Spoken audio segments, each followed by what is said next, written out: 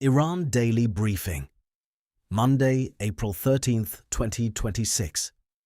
The United States announced a naval blockade of Iranian ports this morning. President Trump made the announcement on social media following the collapse of peace talks in Islamabad. U.S. Central Command followed with a formal implementation order. Oil prices have already surged past $100 a barrel. That's where we start today, and we'll return to the full picture once you have the context to understand what comes next. The US and Iran have been in a fragile ceasefire, a 2-week pause in active hostilities. This weekend, delegations from both countries met in Islamabad for 21 hours of direct talks aimed at turning that pause into something more durable. Those talks collapsed Sunday without a deal. By Monday morning, the United States had announced a blockade of Iranian ports. Oil markets had moved sharply, and at least one allied government, Britain, was publicly distancing itself from Washington's posture. Today's episode covers the blockade announcement and what each side is saying about it. We'll also look at a new human rights report on executions inside Iran and a spy case out of Israel involving alleged payments for fabricated military intelligence. Here's what happened. President Trump posted on social media Sunday that the U.S. Navy would, in his words, begin the process of blockading any and all ships trying to enter or leave the Strait of Hormuz. He also stated that the United States would interdict every vessel in international waters that had paid a toll to Iran for passing through the strait. That announcement came directly after the Islamabad talks ended without agreement.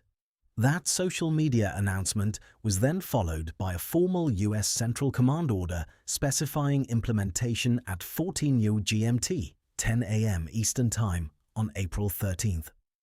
The CENTCOM order added an important distinction. Vessels could still transit the Strait of Hormuz to and from non-Iranian ports. The blockade, as ordered, targets Iranian ports specifically, not all traffic through the strait. Trump confirmed the 14-year GMT start time to reporters at Joint Base Andrews in Maryland upon his return from Florida. So those are two distinct acts: a presidential social media post announcing intent and a military command order specifying the scope and timing of implementation. The scope in the military order is narrower than the language in the social media post suggested. Iran's military rejected the blockade immediately. It described the action as illegal. It called it, in their words, an act of piracy.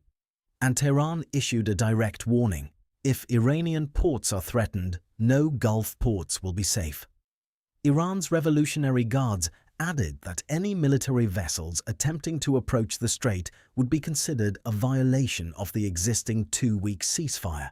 That last point is significant. The ceasefire is now under serious strain from both directions. The talks collapsed, the blockade has been ordered, and each side is now publicly accusing the other of breaking the conditions that made the ceasefire possible in the first place. On the diplomatic record from Islamabad, U.S. Vice President J.D. Vance led the American delegation through 21 hours of face-to-face talks. He said the negotiations failed because Iran refused to accept American terms to refrain from developing a nuclear weapon. Speaking to reporters at Joint Base Andrews, Trump said he did not care whether Tehran returns to negotiations. Iran's side of the ledger sounds different. Parliamentary Speaker Mohammad Bakr Kalibaf said Iran raised what he called forward-looking initiatives during the talks. He also said the United States failed to earn the trust of the Iranian delegation.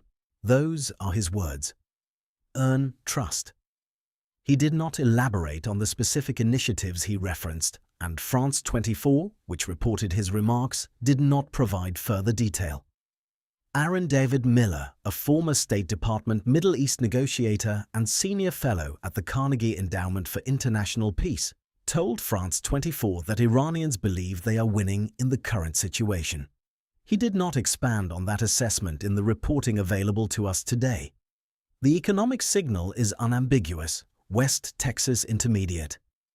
Crude rose 8.56% to $140.84 a barrel following the collapse of talks. Brent crude gained 8.61% to $103.38 a barrel. Markets moved before the blockade formally took effect, and Britain broke publicly from Washington. Prime Minister Keir Starmer said Monday that Britain would not support a blockade of the Strait of Hormuz. That is the only allied government documented today as publicly dissenting from the US position. What to watch? Whether the blockade produces any incident at sea in the first 24 to 48 hours, and whether Tehran follows through on its warning that Gulf ports broadly would face consequences if Iranian ports are targeted. Any incident involving a third country vessel could change the diplomatic calculus quickly. Story 1. Iran's execution numbers. A joint annual report by Norway-based Iran Human Rights and Paris-based Together Against the Death Penalty documented at least 1,639 executions carried out by Iranian authorities in 2025. That figure, reported by France 24, represents the highest number of executions in Iran since 1989. Al-Monitor reports this represents a 68% increase compared to 975 executions in 2024, citing the same NGO report. That sourcing comes from a single report, and the figures should be understood as the NGO's documented count rather than an officially confirmed government figure. Iran does not publish comprehensive execution statistics. Among those executed, the NGO report states that 48 were women, all hanged. The report lands on a day when Iran is already at the center of international attention over the blockade. Human rights organizations have been tracking this trend for years, but the 2025 figure, more than 4 executions per day on average, marks what these groups say is a generational high. What to watch? Whether the report generates a formal response from the Iranian government and whether it factors into any future diplomatic framing by Western governments currently navigating the blockade announcement. Story 2. Infrastructure inside Iran. Amid the wider crisis, 2 developments from inside Iran are worth noting. Iran restored rail connections between Tehran, Tabriz, and Mashhad, connections that had been suspended for 4 to 5 days following US-Israeli strikes, according to Iran's state news agency IRNA, as reported by Middle East Eye. The restoration of those rail lines suggests at least partial recovery of infrastructure in those corridors, though the broader picture of strike damage remains unclear from today's available reporting. Middle East Eye also reported, citing Iranian officials, that damaged historic sites in Tehran include Farrukhabad Palace, Ishratabad Palace, Qasr Prison, and a synagogue building. The reporting does not specify the timeline or circumstances of that damage beyond attributing it to the ongoing conflict. What to watch? Further damage assessments from Iranian officials and independent observers as access allows. Story 3. The Nahum spy case in Israel. A judge in Israel lifted a gag order on the names of 2 brothers, Meir and Yosef Nahum, who had been charged the previous month in a case involving alleged espionage on behalf of Iran. The case involves alleged passing of AI-generated fake military information to Iranian agents in exchange for payment, according to the Times of Israel. The payment reported is more than $32,000. The Times of Israel reported the lifting of the gag order today. The underlying charges were filed the previous month. No further details about the alleged contacts or the broader network involved were available in today's reporting. What to watch? Whether Israeli authorities provide additional detail now that the gag order has been lifted, and whether the case proceeds toward trial. The cold open flagged the blockade announcement as this morning's most significant development and noted that oil markets had already moved.